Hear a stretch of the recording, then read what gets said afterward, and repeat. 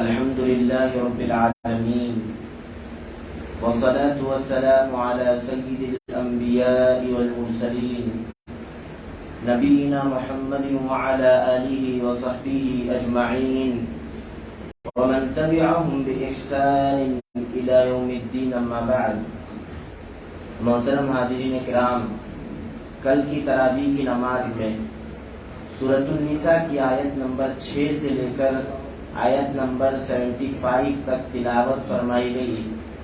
اللہ رب العالمین نے ان آیات کے اندر بہت سے اہم باتوں کا ذکر کیا. کل کے درس میں ہماری گفتگو چل رہی تھی کہ اللہ تعالیٰ نے سورۃ النساء کے آغاز میں ان مسلمانوں کو مخاطب کیا جو یتیم بچوں یا یہ کہ بچیوں کی پرورش فرما رہے ہیں. اللہ رب العالمین نے سب سے پہلے ذکر کیا کہ ان کے مالوں کو ہضم کرنے کی نیت سے اپنے مالوں میں مت ملاؤ.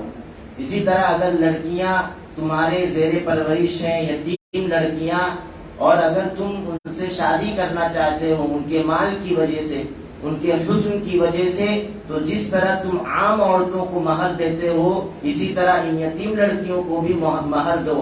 اگر تم انصاف نہیں کر سکتے تو تمہارے لیے دوسرے راستے کھلے ہوئے ہیں. چاہو تو تم دوسری عورتوں سے 2 شادیاں کر لو، 3 شادیاں کر لو، 4 شادیاں کر لو، لیکن اگر تم انصاف نہیں کر سکتے ان یتیم لڑکیوں کے ساتھ ان سے شادی مت کرو.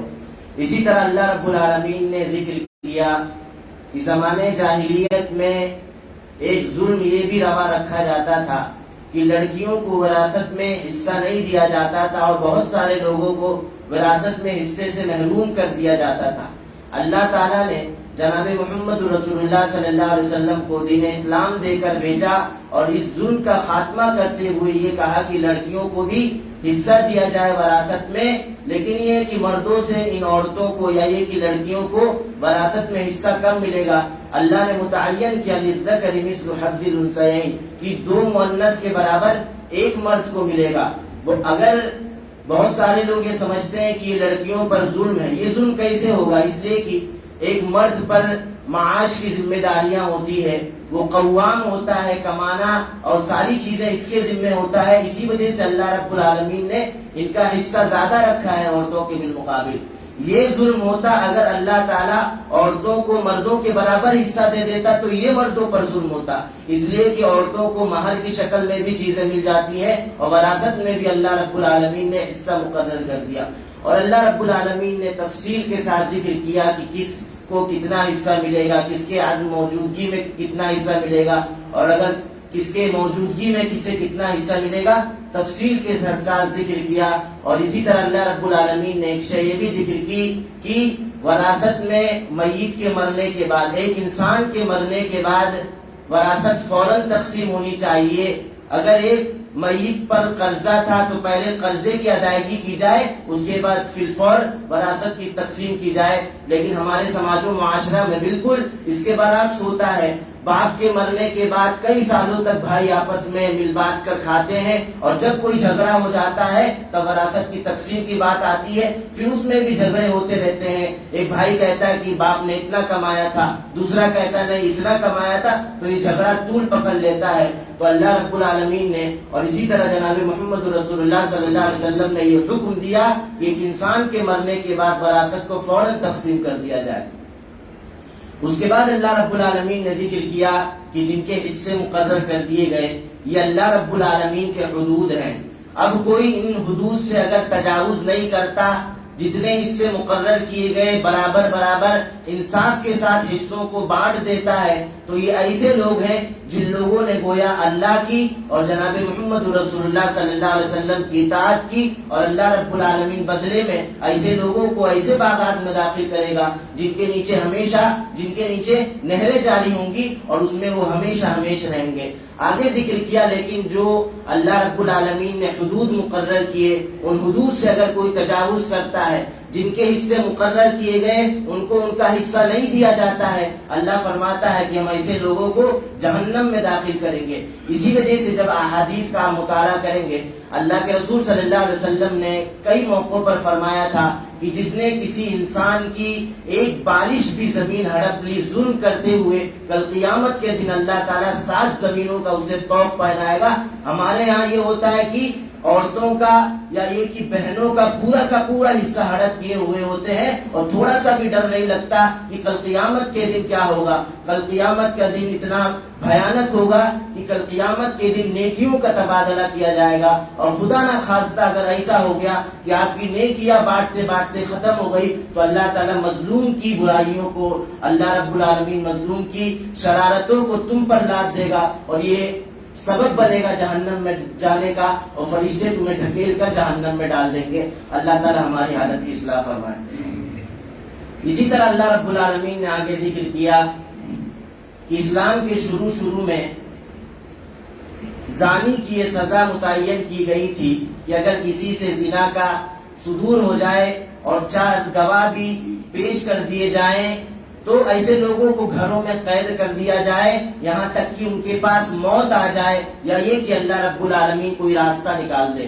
تو اللہ تعالیٰ نے بعد میں راستہ نکالا، رسول گرامی صلی اللہ علیہ وسلم پر آیت کریمہ نازل کیا کہ اگر شادی شدہ جوڑا زنا کا مرتکب ہو جاتا ہے تو اسے رجم کیا جائے، اور اگر یہ کہ کنوارا جوڑا یا یہ کہ ایک شخص کنوارا ہے وہ اس سے زنا کا صدور ہو جاتا ہے تو اسے 100 کوڑے مارے جائیں۔ اس کے بعد اللہ رب العالمین نے زمانے جاہلیت میں 2 ظلم اور پائے جاتے تھے، ان کا بھی تذکرہ کیا۔ ایک ظلم یہ کہ جب کسی عورت کا شوہر وفات پا جاتا تو شوہر کے گھر والے اس عورت پر یہ ظلم کیا کرتے تھے، سب سے پہلے مالوں پر قبضہ کر لیا کرتے تھے، اور اس عورت کو باہر شادی بھی نہیں کرنے دیا کرتے تھے اس کی مرضی کے مطابق، بلکہ چاہتے تو خود شادی کر لیتے یا زندگی بھر اس گھر میں رہنے کے لیے مجبور کر دیتے اور شادی بھی نہیں کرنے دیتے۔ اللہ تعالیٰ نے دین اسلام کو بھیج کر اس ظلم کا خاتمہ کیا۔ اسی طرح اللہ رب العالمین نے دوسرے ظلم کا ذکر کیا کہ زمانے جاہلیت میں ایک ظلم یہ بھی پایا جاتا تھا کہ ایک انسان اگر اپنی عورت کو طلاق دینا چاہتا تھا تو اسے تنگ کرتا، حتیٰ کہ مارتا پیٹتا کہ شادی میں جو مہر دیا گیا تھا وہ پہلے دے دو، اس کے بعد میں طلاق دے دوں گا۔ تو شریعت نے اس بات کے سلسلے میں متنبہ کیا اور سخت وعید سنائی اور کہا کہ مہر تم لے ہی نہیں سکتے الا یہ کہ عورت اپنی رضامندی سے آپ کو وہ دے دے۔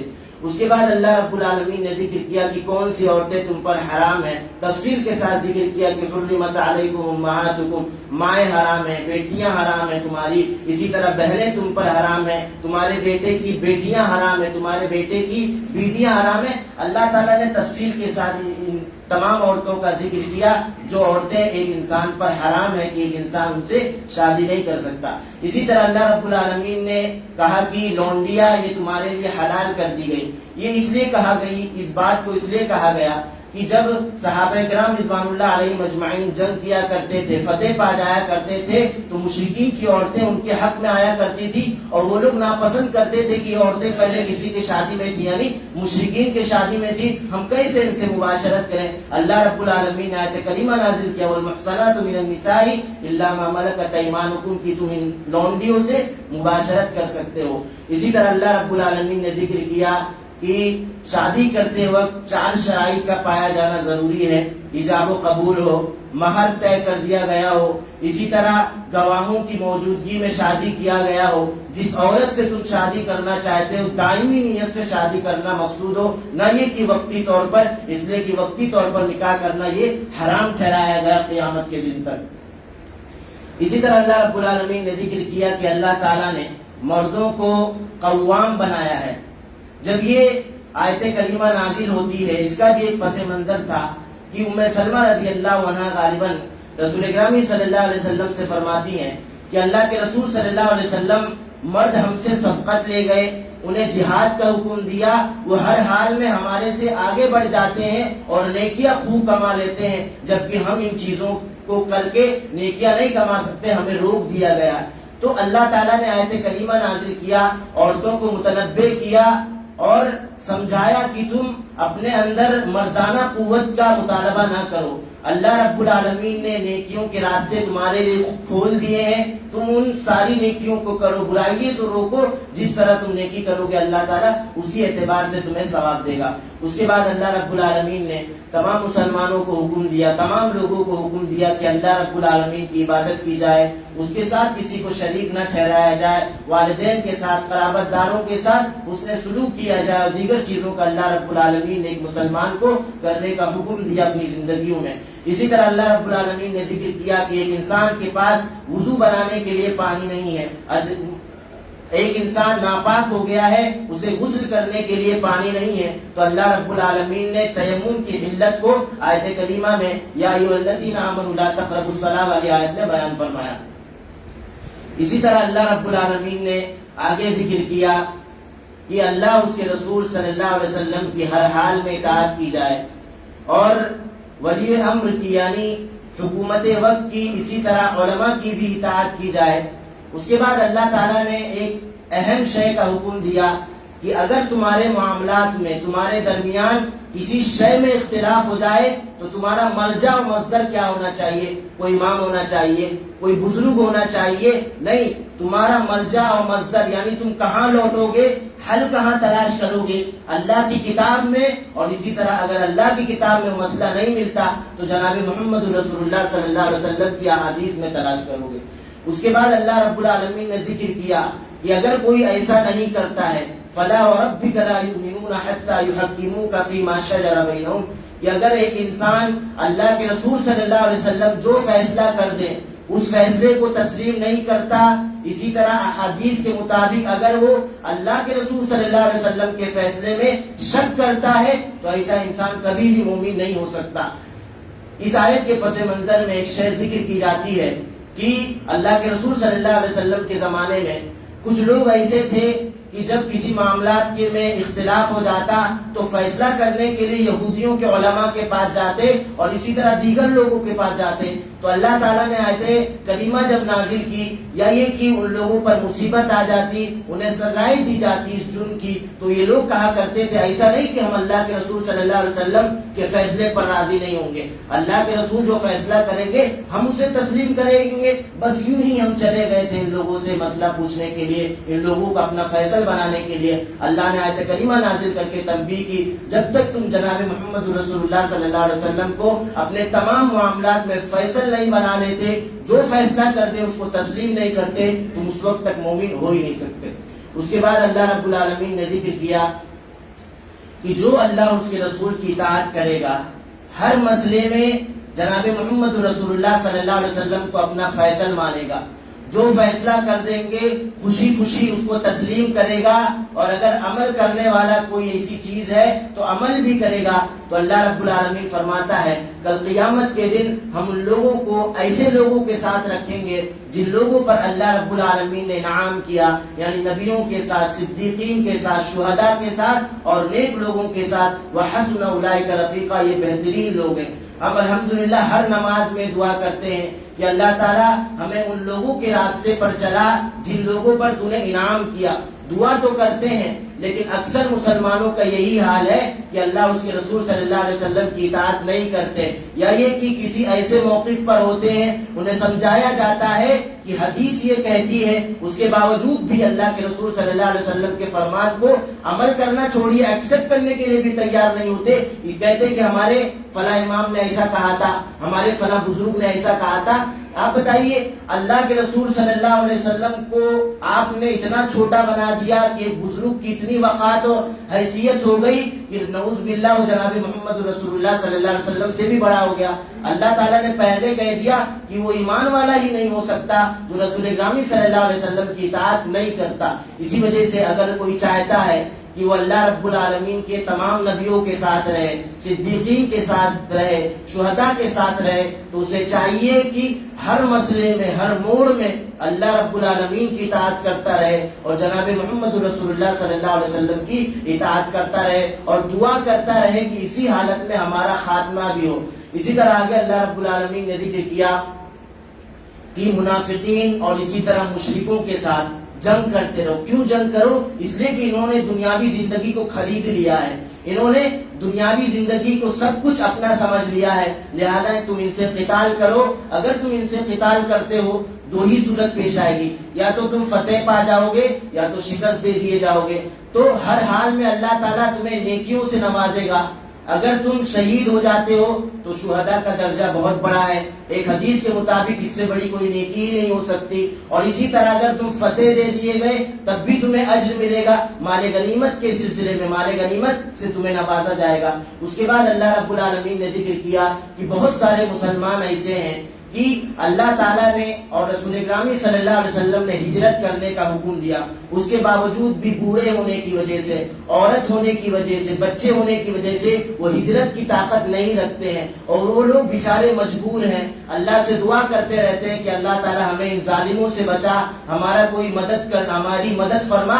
تو اللہ کے رسول صلی اللہ علیہ وسلم کو اور مسلمانوں کو حکم دیا گیا کہ ان لوگوں سے قتال کرو اور مسلمانوں کو ان کے ظلم سے بچاؤ. تو اہل علم لکھتے ہیں کہ یہ جہاد کی دوسری قسم ہے. پہلی قسم یہ ہے کہ اللہ کے دین کے خاطر جہاد کیا جائے, اللہ کے دین کے نشر و اشاعت کے خاطر جہاد کیا جائے. اور دوسری قسم جہاد کی یہ ہے کہ جن لوگوں پر ظلم کیا جا رہا ہے انہیں ظلم سے بچانے کے لیے جو لوگ ظلم کر رہے ہیں ان سے جہاد کیا جائے. تو یہ چند باتیں تھی جو اللہ رب العالمین نے ان آیات میں ذکر کی. اللہ رب العالمین سے دعا ہے کہ بار الہ ان آیات کے اندر خاص طور پر سب سے زیادہ تنبیہ کی گئی کہ ہر موڑ پر, ہر مسئلے میں اللہ اس کے رسول صلی اللہ علیہ وسلم کی اطاعت کی جائے, اللہ اس کے رسول صلی اللہ علیہ وسلم کو اپنا فیصل مانا جائے.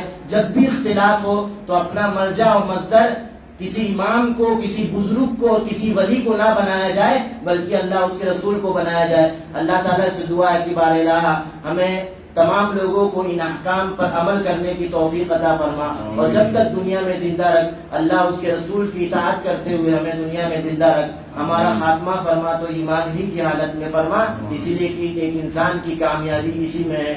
اللہ تعالی ہمیں ان تمام باتوں کی توفیق عطا فرما. آمین. وآخر دعوانا الحمدللہ رب العالمین. سبحانك اللهم وبحمدك أشهد أن لا إله إلا أنت أستغفرك وأتوب إليك. والسلام عليكم ورحمة الله وبركاته.